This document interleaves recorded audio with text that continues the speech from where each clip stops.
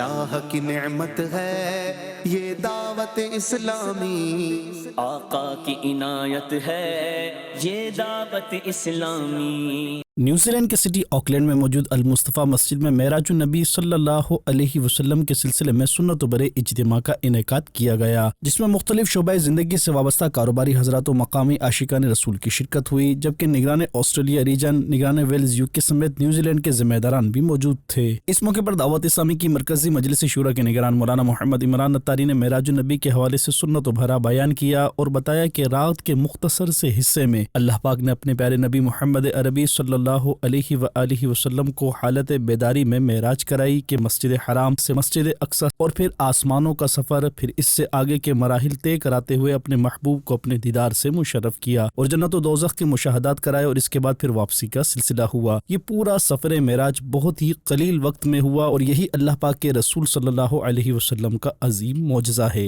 دوران بیان نگران شورا نے اعلیٰ حضرت امام احمد رضا خان کے نبی کریم صلی اللہ علیہ وسلم سے محبت کے انداز اور واقعہ معراج کے حوالے سے کہا۔ توحید اور رسالت کو کتنی خوبصورتی کے ساتھ شعر میں بیان کر رہے ہیں کہ اعلیٰ دیکھتے ہیں وہی لامکان کے مکی ہوئے، سر عرش تخت نشین ہوئے۔ یہ نبی ہیں، یہ نبی ہیں جس کے ہے یہ مقام، وہ خدا ہے جس کا مکان ہے۔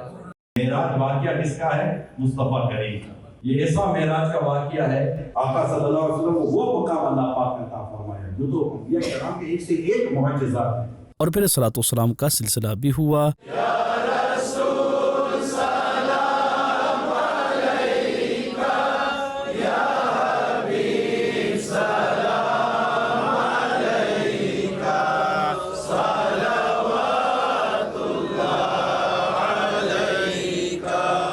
جبکہ سنت و برے اجتماع کے بعد مولانا محمد عمران اتاری سے شرکائے اجتماع عاشقان رسول کی ملاقات کا سلسلہ بھی ہوا۔ دعوت اسلامی ہے یہ دعوت اسلامی ہے۔